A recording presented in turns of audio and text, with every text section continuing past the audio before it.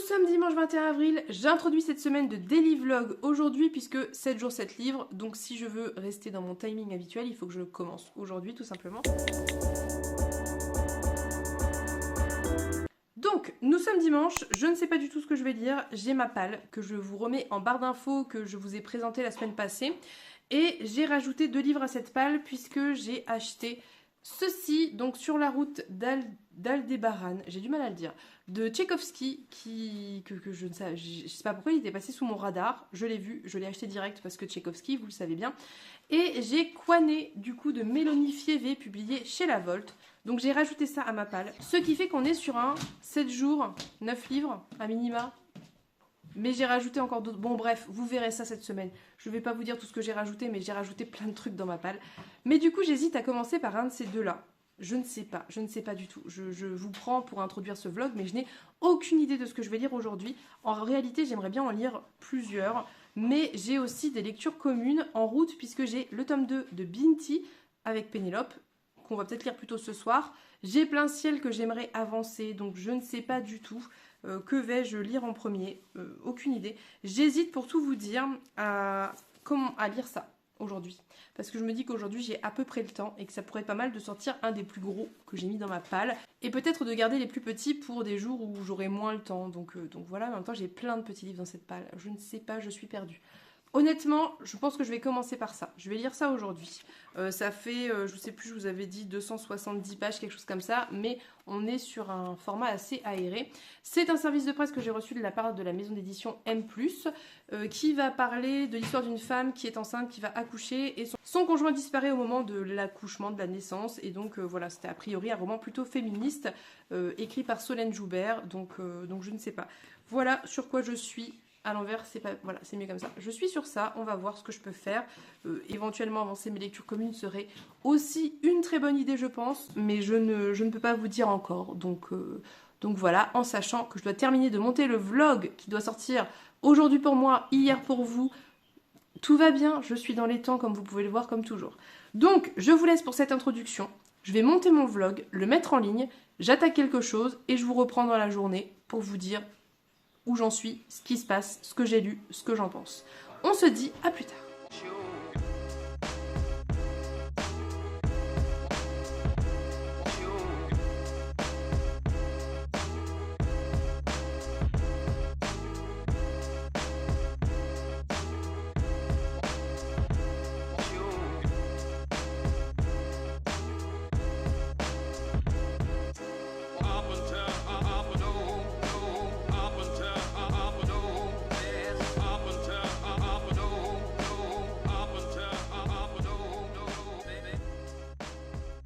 Coucou, on se reprend évidemment à pas d'heure, il est minuit et demi je crois. J'ai terminé 2 livres, je ne vais vous parler que d'un livre, celui de ma palle. L'autre c'est une lecture commune dont je vous reparlerai demain parce que là il est tard et je suis fatiguée. Ce premier vlog va sûrement être très court, en même temps c'est dimanche, vous savez que le dimanche c'est un peu compliqué parce que y a les enfants, voilà, la vie en fait c'est normal, mais du coup c'est vrai que c'est pas forcément le jour paradoxalement où je lis le plus. Soit. J'ai fini par prendre Madame Dodin de Marguerite Duras en me disant que c'était plutôt pas mal parce que c'est court et parce que je connais un peu l'écriture, la plume de Duras et je savais que là on partait sur quelque chose qui allait être assez simple à lire, toutefois très intéressant. Donc Madame Dodin, c'est l'histoire, alors c'est compliqué à raconter mais c'est en gros un très très court récit où on a un narrateur qui est locataire d'un immeuble qui va parler de sa concierge qui est Madame Dodin. Madame Dodin qui quotidiennement râle très fort sur les locataires qui sortent leur poubelle quand elle est trop pleine et donc elle doit elle-même sortir la grosse poubelle de l'immeuble tous les jours et elle se casse le dos à ça. Donc ça démarre sur ça et ça démarre, enfin c'est assez long ce début sur ces poubelles et il y a clairement, je pense, alors je peux me tromper parce que voilà, mais il y a clairement une espèce d'exercice de style presque autour de l'histoire de cette poubelle, la métaphore de la poubelle, par rapport à la vie des gens, par rapport à leur manière de vivre, par exemple que elle, qui est une simple femme, qui est pauvre, ne supporte pas les odeurs de poubelle, alors que ces locataires qui sont extrêmement riches, ça se passe dans le 6e, etc., et qui voient de la bonne société, eux gardent leur poubelle 2-3 jours chez eux alors que ça pue, enfin bref.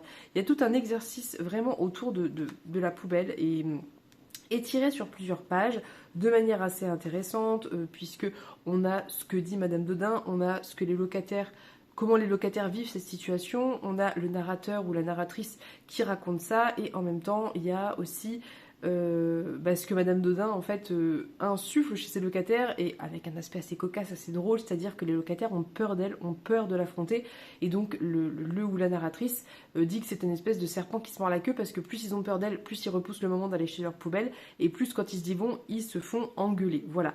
Donc bref, ça démarre sur cette note-là, qui était assez cocasse, assez drôle, mais en même temps on sent clairement qu'il y a quand même un propos de fond, très concrètement, assez engagé. Ce que j'ai trouvé très intéressant dans ce petit ouvrage, c'est que on va rester en fait autour de cet immeuble, en bas littéralement de cet immeuble, à la porte, avec Gaston le balayeur qui passe quotidiennement et qui s'arrête un peu pour parler avec Madame Dodin, qui est amie avec elle, qui a une trentaine d'années alors qu'elle en a 60, je crois, quelque chose comme ça, et la voisine ou la femme d'en face qui tient une pension, une auberge, qui s'appelle Mademoiselle Mimi, et qui est un petit peu l'oreille des racontards de Madame Dodin, qui s'implique pas beaucoup, mais qui l'écoute.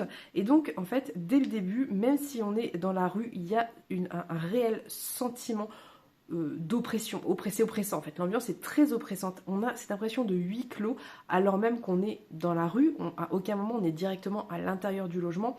Mais en fait il y a vraiment un truc très réussi autour de ça, autour de cette sensation très oppressante de cette cour qui est fermée, une cour d'immeuble parisien quoi, du logement Madame Dodin qui a l'air pas très grand, plus en fait de cette rue qui elle-même n'a quelque chose d'étouffant en soi.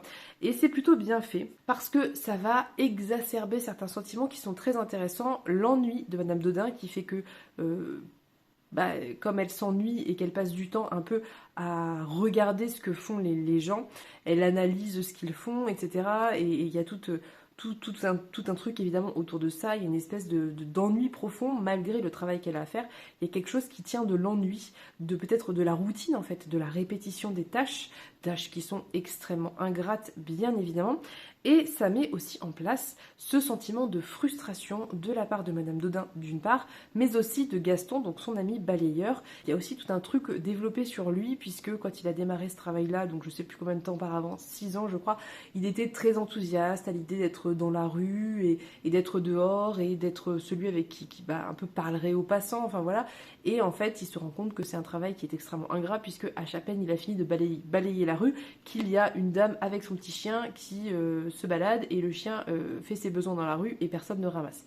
Donc bref, il y a tout un truc autour de ça aussi, de cette frustration en fait, du travail ingrat que font les petites gens et qui n'est jamais remercié, qui n'apporte aucune reconnaissance et au contraire même qui est dévalorisé, même par le ou la narratrice. Il y a un côté oui, mais en même temps, si on faisait l'effort de descendre notre poubelle tous les jours, elle s'ennuierait, Madame Dodin, donc c'est bien un peu qu'on nourrisse ça, parce que du coup, elle peut nous engueuler et ça l'occupe, quoi. Donc il y a vraiment quand même cette espèce de dédain derrière les gens aisés, les gens, voilà, qui prennent de haut les petites gens, et il y a vraiment ce regard-là qui est hyper intéressant, mais aussi qui sont presque à dire, par exemple, à Gaston, « Oh, mais quel merveilleux métier vous faites, vous vous baladez toute la journée. » Donc il y a aussi ce côté-là qui est un petit peu développé, qui est très intéressant. Donc il y a clairement un côté un peu sociologique à la chose. Évidemment, l'écart de vie et des richesses entre les très riches parisiens et les petites gens qui font les petits emplois que personne ne remarque et que personne ne regarde, et pour lesquels personne n'a de reconnaissance. Et c'est un truc qui est très intéressant. Je pense que c'est quelque chose qui est clairement travaillé chez Duras, puisque Duras, elle avait quand même sa carte de communiste et tout, donc il y a quand même une volonté politique, je pense, assez engagée de sa part dans ce choix d'histoire. Autre chose que j'ai trouvé très intéressant, c'est la relation entre Gaston et Madame Dodin, parce que Gaston et Madame Dodin sont décrits comme des amis, mais on sent qu'il y a une espèce de tension entre eux, et à plusieurs moments, mais à un moment en particulier, Gaston dit que si Madame Dodin avait eu 20 ans de moins, donc la quarantaine, sûrement qu'ils auraient été amants. Et il y a quelque chose de très intéressant dans cette tension qu'il y a entre eux, d'une part, mais aussi de ce que ça dit, parce que Madame Dodin, c'est une femme qui a eu une vie, hein, elle a quand même la soixantaine, elle est plus toute jeune, et en fait, on apprend qu'elle a eu 2 maris, dès qu'elle s'est séparée parce qu'ils étaient alcooliques et qu'ils buvaient, ça paye à elle, concrètement. Et donc, on va un petit peu développer aussi, et donc on en revient à la frustration précédemment évoquée, cette vie en fait hyper ingrate où elle a vécu pour donner de l'argent à ses ex-maris qui buvaient, où elle a vécu pour réélever ses enfants et en fait elle voulait peut-être pas avoir d'enfants mais elle a eu des enfants et donc elle parle du fait qu'elle est contente que enfin ça y est elle peut vivre pour elle et finalement cette vie frustrante parce que maintenant qu'elle est un peu plus libre, qu'elle travaille pour elle, qu'elle fait ses économies, qu'elle ne doit plus rien à personne, et bien finalement cette seule personne qui l'intéresserait, avec qui elle pourrait avoir une histoire, quelque chose, elle est trop vieille, quoi. En tout cas, elle est trop vieille selon les critères de Gaston. Elle est trop âgée, quoi. Elle a vieilli, elle est décrite d'une manière assez positive. Son corps est décrit d'une manière très intéressante et très positive, je trouve, en disant que elle est pleine de vie, en fait. Mais elle est trop âgée, selon des critères sociaux, elle est trop âgée. Et puis, elle a aussi un petit peu la vie qui lui est passée dessus par certains aspects, puisqu'on nous dit qu'elle n'a plus qu'une dent. Enfin, voilà, qui sont des choses qui sont en fait des preuves de pauvreté, hein, parce que quand on est riche, on a ses dents, on a des dents en tout cas, peut-être pas les siennes, mais on a des dents. Bref, et donc ce côté frustration se ressent aussi par tout le passé qui s'est accumulé sur les épaules de Madame Dodin, qui a travaillé à l'usine pour nourrir ses enfants, qui a fait plein de choses qu'elle n'avait pas envie de faire, et en fait ça rejaillit peut-être maintenant qu'elle est plus âgée, maintenant qu'elle a plus peur de grand chose en fait, sur ses locataires et sur voilà ce côté racontard, médisance, etc. Donc on est sur un récit très court qui est à la fois cocasse, drôle par certains aspects, mais aussi bien évidemment un peu triste, un peu dramatique par d'autres aspects, et c'est souvent le cas quand on parle de personnes qui malheureusement font des métiers extrêmement pénibles, extrêmement difficiles, avec très peu de reconnaissance, et pas un salaire mirobolant. Et c'est de ça dont ça parle. Alors sincèrement, c'est pas le meilleur texte pour découvrir La Plume de Marguerite Duras, parce que c'est pas le plus représentatif, je pense. Alors je commence à en avoir lu quelques-uns, et c'est clairement pas le plus représentatif, mais ça reste intéressant malgré tout. Mais pour ce que ça dit en soi, et pour les émotions que ça peut procurer, c'est une chouette lecture. Alors c'est pas la meilleure lecture que j'ai fait de Duras, mais en même temps, voilà, c'est un format très court, ça n'a pas pour vocation d'être quelque chose, je pense, d'extrêmement profond. Elle a fait d'autres ouvrages bien plus longs pour développer certaines choses. Là, on est vraiment dans un peu cette espèce de photographie d'un instant T, mais qui se répète quotidiennement puisque chaque jour est la même chose et qui dénonce et qui parle de certaines choses, et en ça c'est très réussi. Je suis contente de l'avoir découvert parce que je ne connaissais pas. Je pense qu'il y a tout un recueil de nouvelles de Duras et dont cette nouvelle est extraite. Il faudrait que je me renseigne, mais on verra ça plus tard. Je suis contente de l'avoir lu dans tous les cas, et si vous aimez ce genre de récit, si vous aimez, si vous voulez, c'est un peu ce genre de récit qui n'a pas d'histoire, qui n'a pas d'intérêt pour l'histoire, vraiment. Donc si vous aimez ce genre d'écrit, ça peut être très chouette à découvrir. Voilà, moi j'ai bien aimé. Donc c'est tout pour aujourd'hui. J'ai terminé Binti, le tome 2, donc j'ai terminé une saga. Mais très concrètement, je suis épuisée. Donc je vous en reparlerai demain à l'ouverture du vlog, et je verrai ce que je lis demain. Normalement demain j'aurai le temps de lire, donc peut-être que je pourrais lire même plusieurs choses. Pour tout vous dire, j'aurais aimé, on va voir si je peux, mais j'aurais aimé lire une trilogie de graphiques. Ce sont des graphiques qui sont très appréciés, je pense que pas mal de personnes les aiment bien, et j'ai le 3e qui va sortir bientôt. D'ailleurs, si vous devinez de quel graphique je parle, n'hésitez pas à me le dire en commentaire. Soit.